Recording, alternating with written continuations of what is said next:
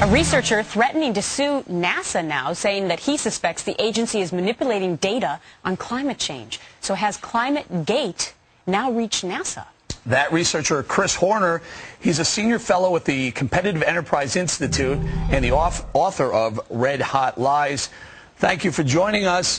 Give us your 2 cents. Is any of the data, can we rely on any of this data anymore after what we've heard from the emails, etc.? What can we trust now?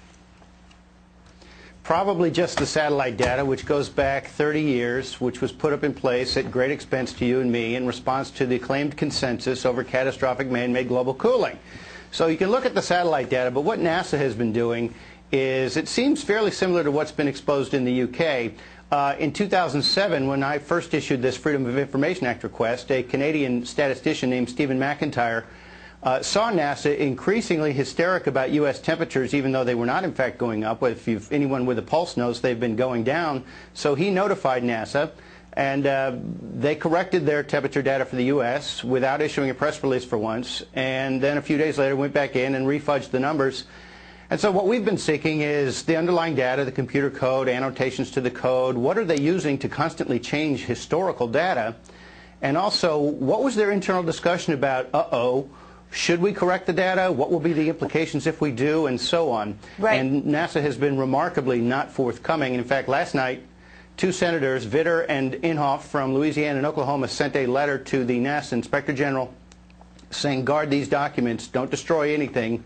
Don't be too British on this, as they were caught doing, and let's see what really went on. Well, the Inspector General is supposed to be the overseer and not affiliated, so we'll have to see what happens with that. But let's take a look at some of this data that you say has changed at NASA. So first, 1998 was the hottest year in its records for the contiguous 48 states. Is that true, or did that change?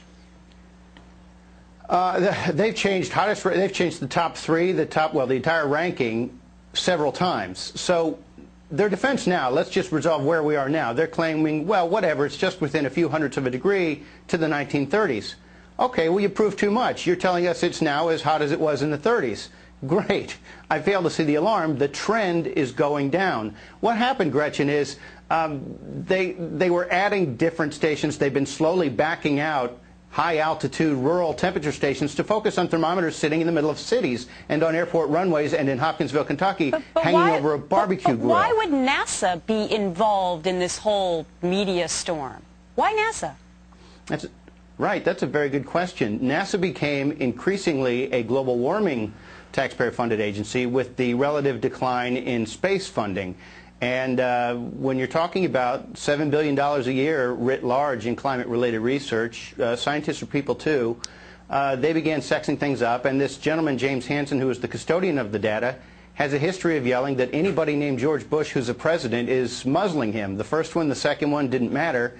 He's a bit of a committed radical global warming alarmist, and he began sexing things up, it appears, during George W. Bush's presidency. They do have a lot of money at stake.